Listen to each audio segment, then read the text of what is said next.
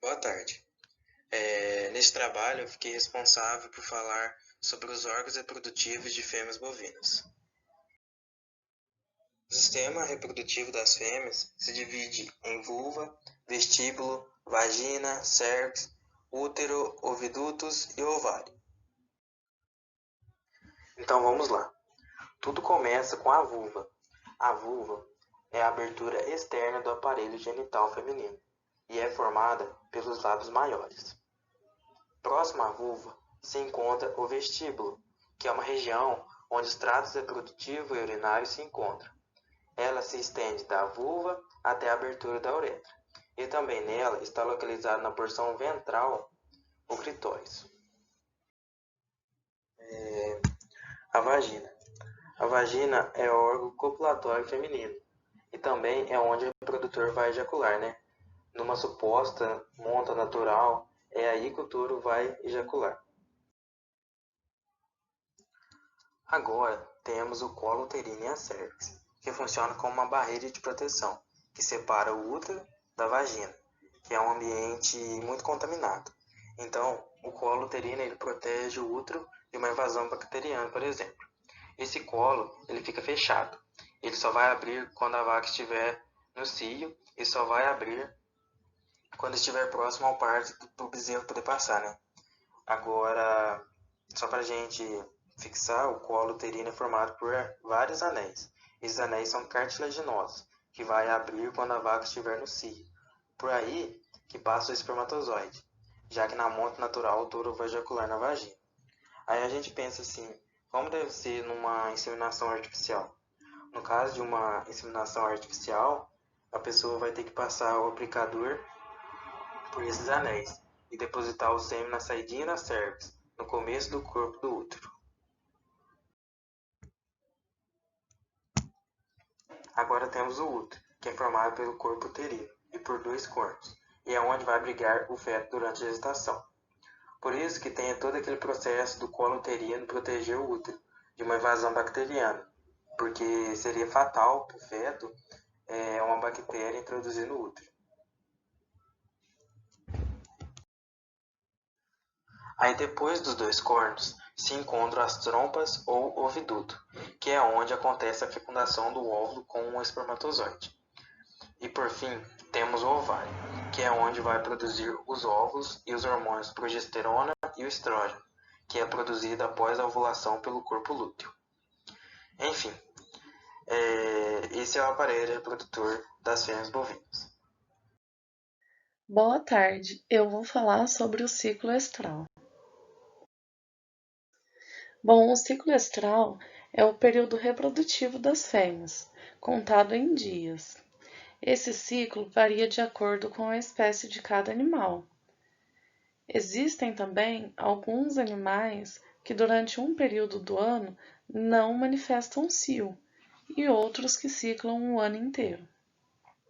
Éguas e ovelhas são um exemplo para animais que não ciclam durante um período do ano e são chamados de animais poliéstricos estacionais.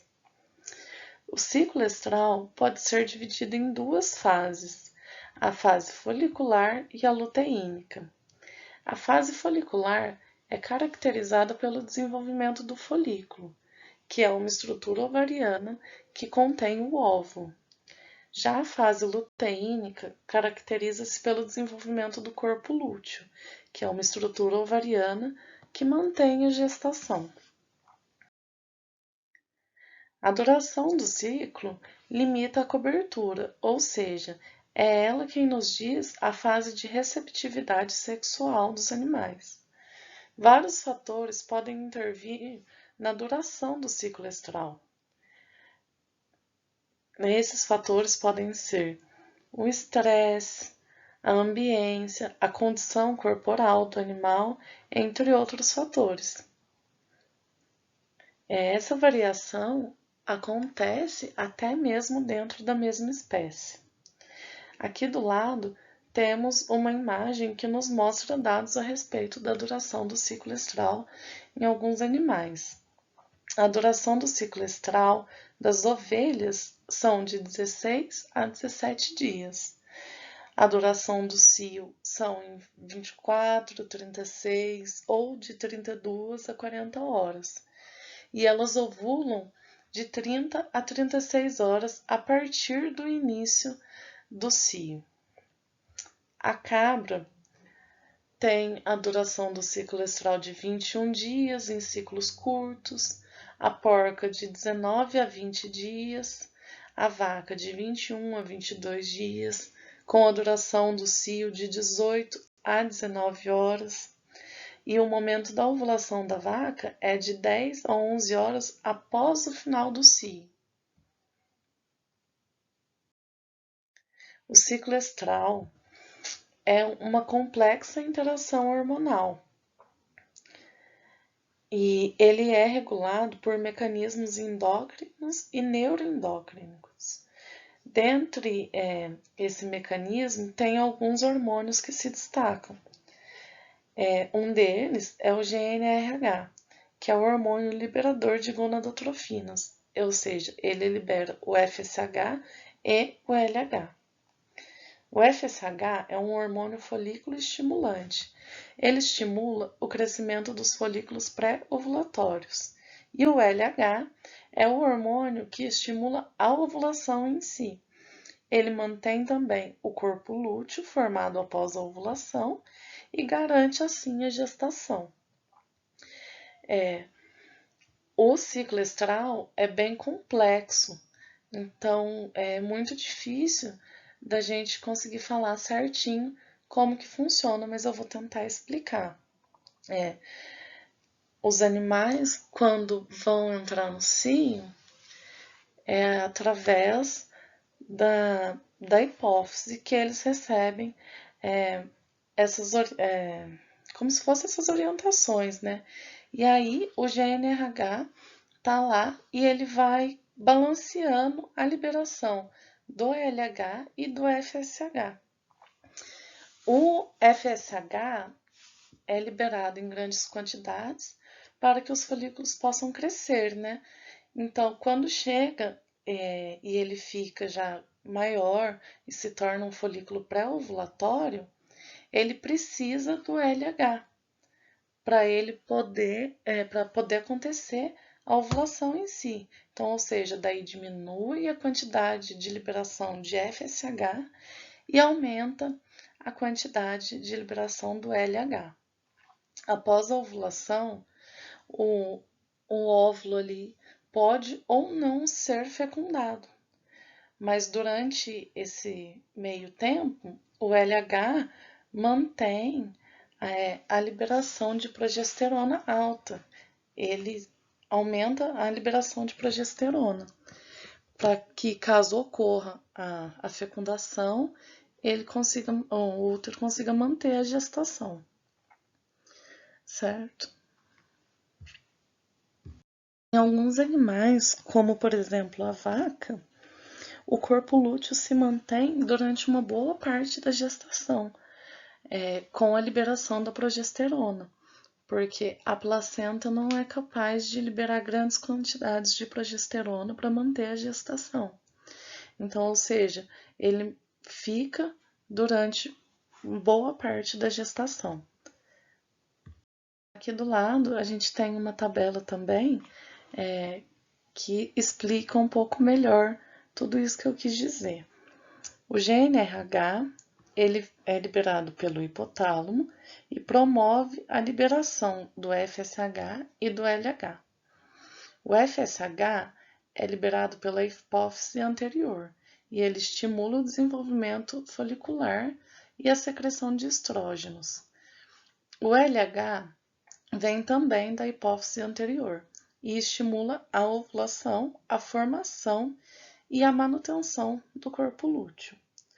O estradiol, ele vem do folículo, lá no ovário, né?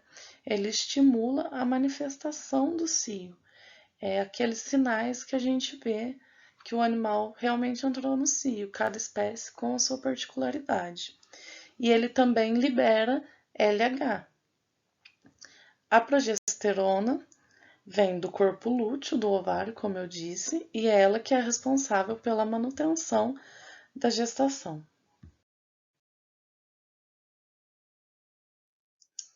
Bom, então, continuando, a ovulação.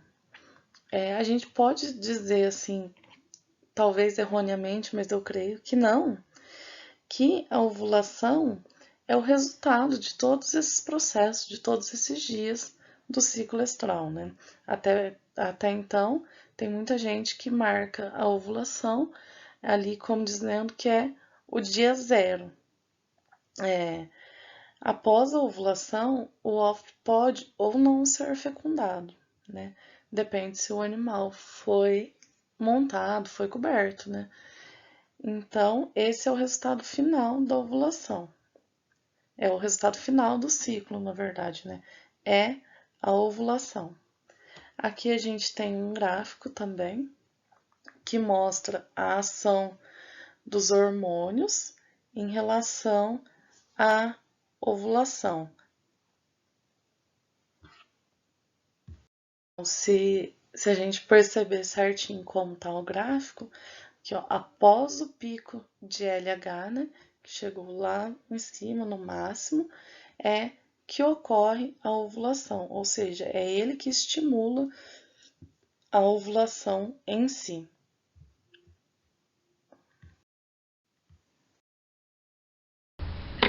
Então, eu vou falar sobre os distúrbios reprodutivos, mas antes da gente passar para o segundo slide para comentar sobre os fatores que agregam para que ocorra esse distúrbio reprodutivo, eu vou dar uma breve introdução para quem entenda melhor o que é o distúrbio reprodutivo e logo após a gente vai explicar como ocorre. O distúrbio reprodutivo nada mais é do que um processo que ele tem uma série composta de ordem ordenada e bem complexa e ele possui diversos fatores que possam interromper para que tenha, de fato, de resultado a ocorrência desses distúrbios reprodutivos, que causam o distúrbio reprodutivo. Pode ter sido agregado com um conjunto de causas, dado como a infertilidade e a inatividade sexual do animal. Então, como eu comentei no primeiro slide, existem subdivididos em 4 grupos para que ocorra o distúrbios reprodutivos, tais eles são denominados o anestro, a retenção de placenta, o prolapso com inversão do útero e doenças infecciosas ou viróticas da esfera reprodutiva. Dentro desse primeiro tópico do anestro, a gente tem um conjunto de 5 similares que formam intitulação com o anestro, que nada mais é do que a hipoplasia ovariana, os cistos foliculares, o fremartinismo, os fatores uterinos e, por último, o cio silencioso. Eu vou dar uma breve introdução sobre o que é o anestro, para ter um melhor entendimento, para agregar no conhecimento de cada pessoa, e para que possa sanar qualquer tipo de dúvida. O anestro nada mais é do que o comprimento sobre a inatividade sexual, ou seja, quando não possui nenhuma manifestação de si na fêmea. Ele também pode ocorrer durante a lactação e o pós-parto. E também pode ser denominado por categoria animal, ou seja, por idade, por nível nutricional ou por patólogos que são desenvolvidos no ovário.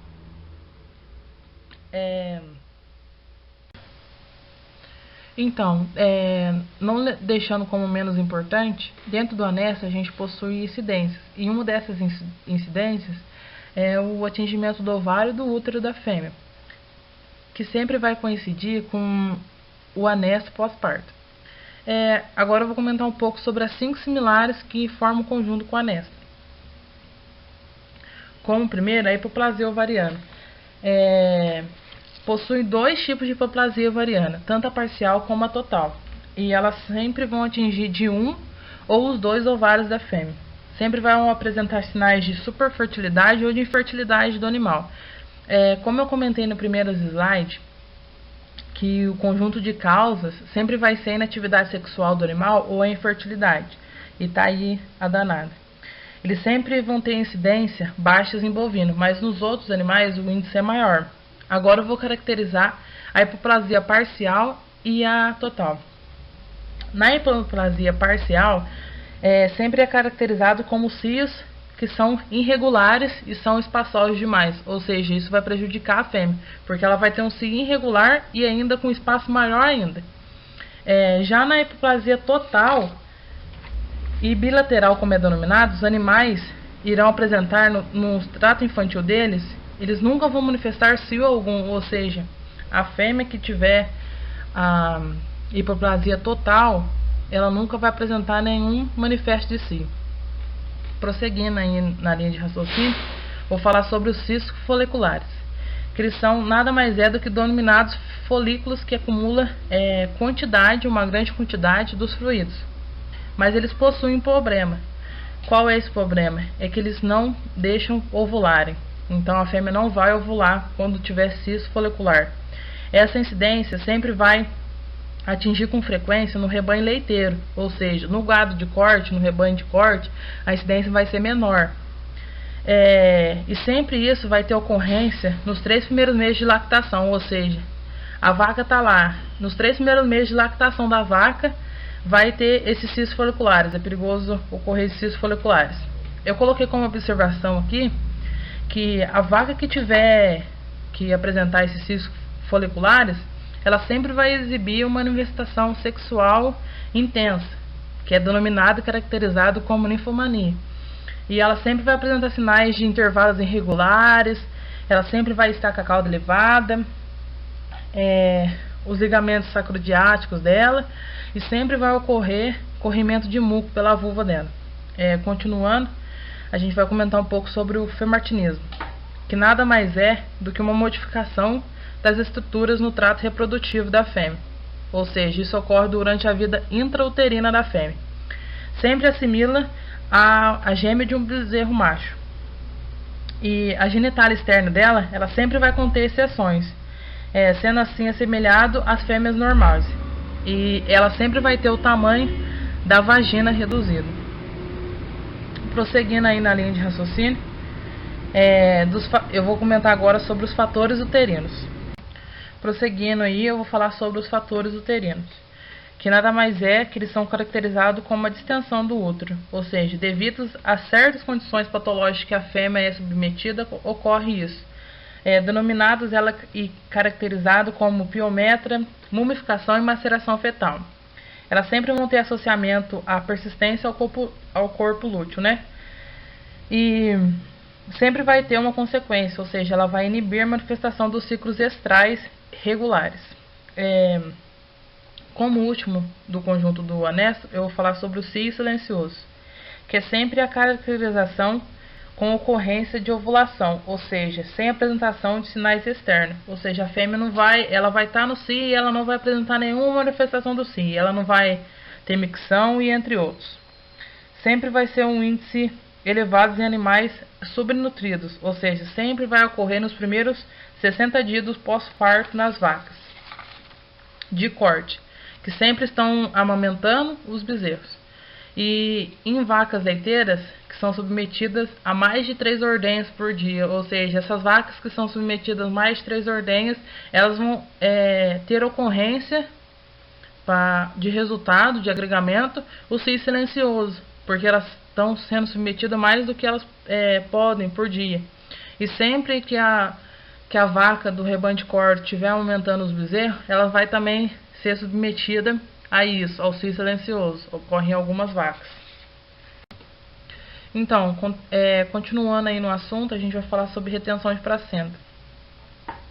Sabemos que a placenta é sempre retida por mais de 12 horas após o parto. E sempre tem uma considerável condição patológica, a gente tem que levar em consideração tudo, né? Ela sempre vai ter uma breve associação aos processos infecciosos ao parto, ou seja, inércia uterina, indução ao parto e sempre aos partos gemelares. Ela tem como incidência mais comum em gado leiteiro. E sempre vai resultar na soma da fertilidade dessa fêmea, ou seja, essa fêmea ela vai ser prejudicada porque vai ocorrer um atraso na evolução do útero. Prosseguindo, a gente vai falar sobre o prolapso com inversão do útero. É quando a parte no trato reprodutivo é projetada pela vagina.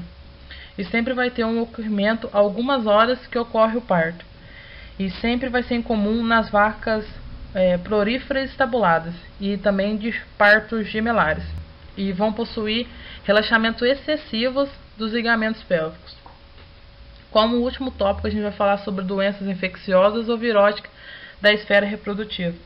A gente sabe que tem diversas doenças na esfera reprodutiva que somam isso para que ocorram esses distúrbios reprodutivos e sempre vai reduzir a fertilidade desse animal.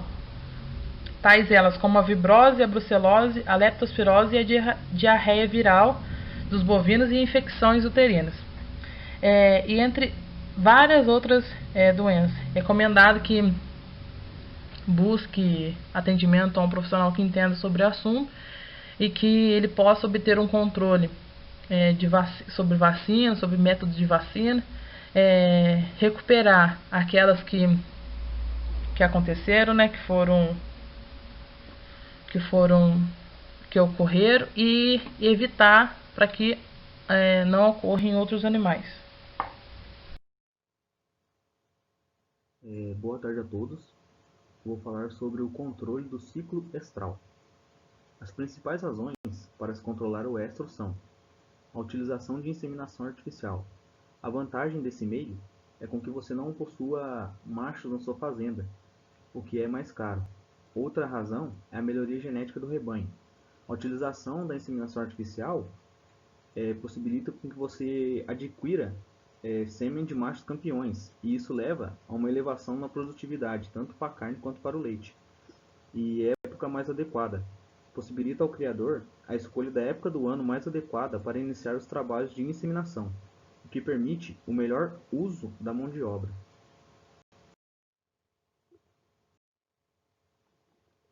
Porém, para que se obtenha sucesso, é necessário observar o estado nutricional e sanitário dos animais. A indução e a sincronização do cio dependem exclusivamente de um animal sadio. Para você ter sucesso, você precisa de um animal como esse aqui no exemplo, com score corporal elevado, livre de pestilências. Animais mal nutridos, subnutridos e com problemas de saúde não respondem satisfatoriamente ao tratamento, como aqui no exemplo essa vaquinha magra. Você também tem que levar em conta instalações adequadas, currais e mangueiros limpos, etc. E também sêmen de qualidade, que é um sêmen de boa procedência, os cuidados no manuseio do sêmen, sua diluição, a experiência do inseminador também tem que se levar em conta e prestar atenção nisso. Existem dois meios para controlar o ciclo estral em bovinos. O primeiro meio é a regressão do corpo lúteo. A regressão prematura do corpo lúteo, luteólise, mediante a aplicação de compostos à base de prostaglandina F2-alfa. Os animais tratados retornam ao cio a partir do segundo dia de aplicações. E o segundo meio é a supressão do cio e ovulação. Ministrar compostos à base de progesterona de modo a suprimir o cio e a ovulação, até que o corpo lúteo de todos os animais de um determinado lote tenha regredido. Após a retirada do estímulo, o progestágeno, os animais retornam ao cio a partir do segundo dia de aplicações. E além de sincronizar o cio de vacas e novilhas, esse método também é eficiente na indução e sincronização de fêmeas em anestro.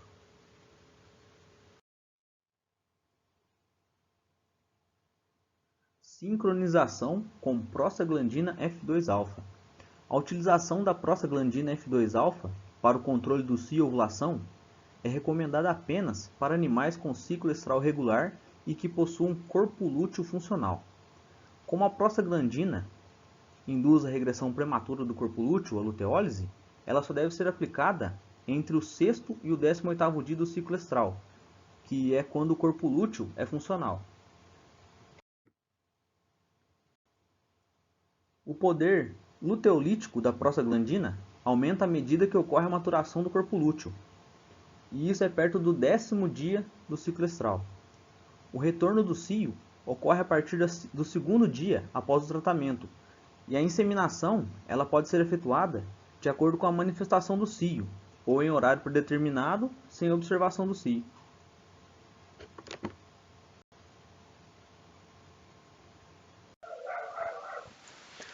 Boa tarde, hoje eu vim falar sobre o ciclo ovariano. Este possui 3 fases principais. A primeira, o desenvolvimento do folículo. A segunda, ocitação ou ovulação. Ovulação é um termo que por muitos autores não é aceito, pois na hora da formação se forma um ócito e não um óvulo. E a última fase é a formação do corpo lúteo. Basicamente, o ciclo ovariano se resume entre uma relação do hipotálamo e a adeno-hipófise, onde o hipotálamo produz os hormônios liberadores de gonadotrofinas e a adeno-hipófise libera, assim, as gonadotrofinas, que são os hormônios FSH e LH. Isso ocorre na puberdade da fêmea. E após esse primeiro acontecimento, ela começa a ter ciclos mensais regulares e, consequentemente, são estimulados pelas gonadotrofinas. Por isso que elas são tão importantes. Porque elas que estimulam as alterações dos ciclos ovários, todo ciclo que acontece, todo mês, elas que vão estimular para que aconteça e ocorra toda essa ação. No caso dos animais bovinos, esse ciclo geralmente acontece entre 21 e 21 dias. A primeira fase do desenvolvimento do folículo ocorre quando existe uma célula que ela completou a primeira fase da meiose, só que ainda não completou a segunda fase. E essa célula ela possui um folículo que reveste ela por fora, um folículo envoltório. Depois que ocorre essa ação, o hormônio FSH estimula o crescimento do folículo e dessa célula. Então ela aumenta de tamanho e o mesmo hormônio FSH também faz a maturação dessa célula, onde com outro sinalizador chamado TGF-beta estimula a proliferação dessa célula.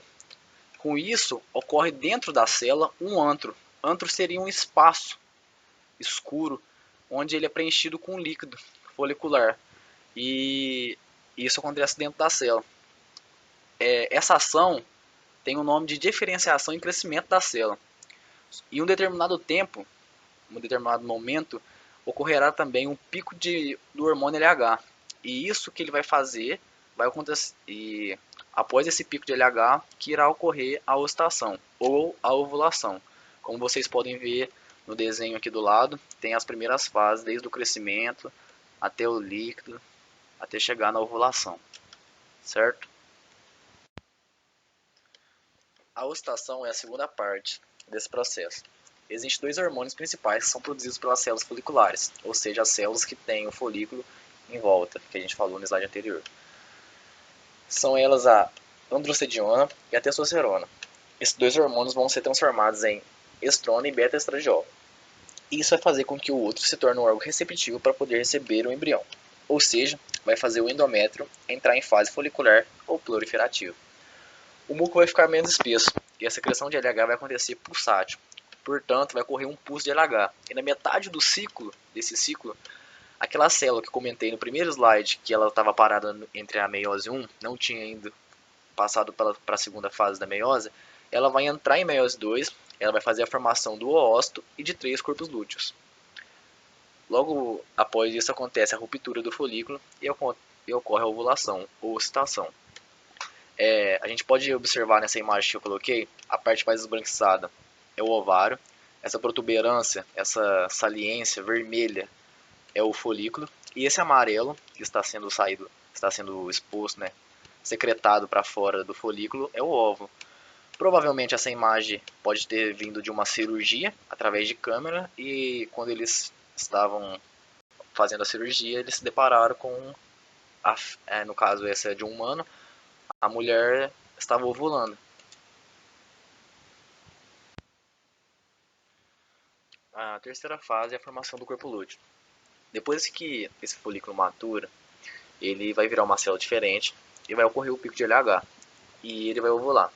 O que sobrou em volta do óvulo, o folículo, tudo aquilo que sobrou em volta vai sofrer a ação do LH e ele vai formar um corpo lúteo.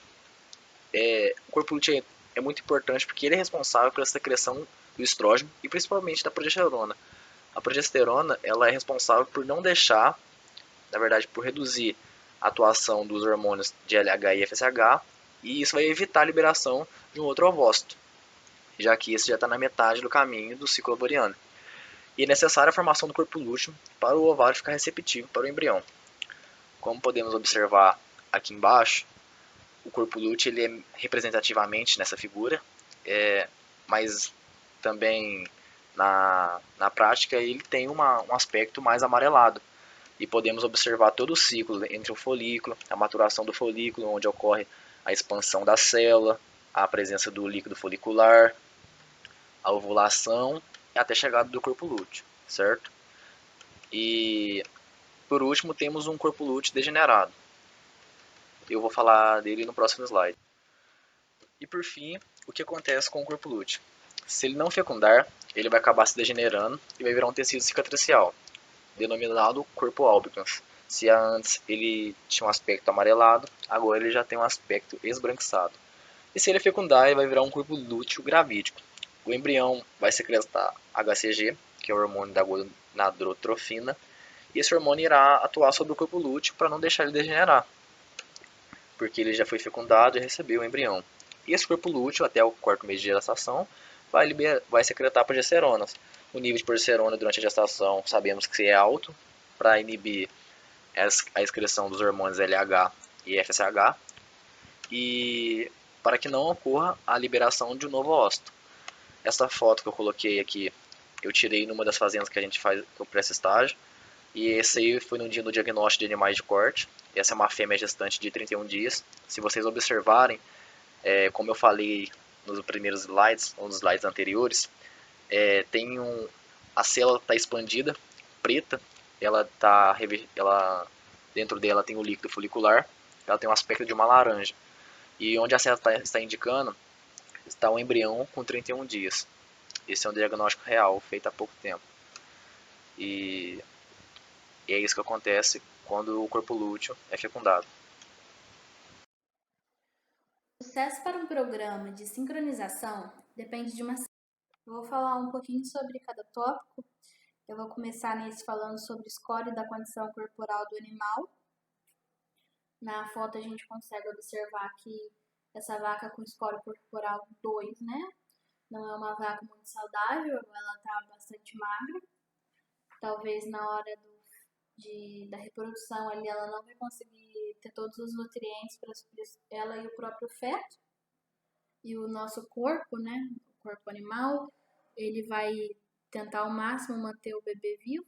E se não conseguir, talvez ela tenha problemas, né? Do feto não desenvolver.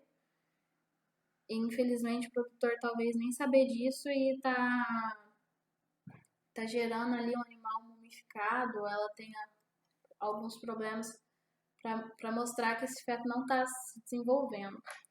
Uma vaca com um bom score corporal seria uma de 2,5 até 3,5, que é uma vaca que não está muito magra e nem muito gorda.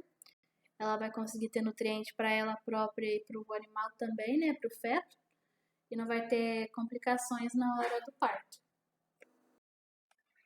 E uma vaca também com score 4, 4,5 ou 5, a gente também tem que lembrar sobre os problemas sanitários. Nesse slide, uma das doenças causadas, que é a úlcera de solo. Falando em instalação, é necessário lembrar que tem que ter uma boa... Esse outro slide aqui, né? Para mostrar ali o seu Zé, que uma observação no cio também é muito necessária. Você já vai ficar...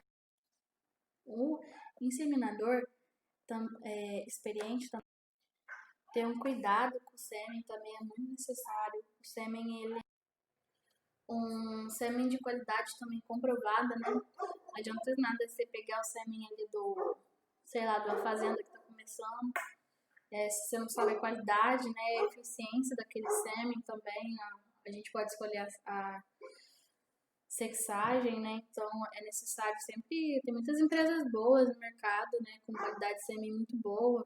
Os touros que fornecem o sêmen também são muito bons, são muito capacitados, eles mostram, né? Então é necessário ter um sêmen de qualidade comprovada. E também acompanhar certinho se for feito um IATF, né? Para poder acompanhar cio e tudo mais, para não errar, para poder ter esse parto, para poder ter essa reprodução, para poder ter esse desenvolvimento, né, na fazenda. A gente também tem que dar esse intervalinho, né, para a vaca pós-parto, uns 35 dias aí no mínimo, para poder ter os devidos cuidados com ela, para ela também poder respirar, para ela poder passar por todo esse estresse, né? É necessário um intervalinho de 35 dias. E por final, tem que ver se tudo isso, né, vai ter gerando um benefício. todo esse processo, todos esses cuidados, tem que ver se a vaca vai estar lucrando mesmo, vai estar dando esse lucro, né? Se todo esse investimento está tendo um retorno, que esperamos, né, pelo menos. Então, essa foi minha parte. Muito obrigada. Até a próxima. Então, pessoal, esse foi o nosso trabalho e eu espero que tenha sido esclarecedor. Muito obrigada pela atenção de vocês e qualquer dúvida pode perguntar.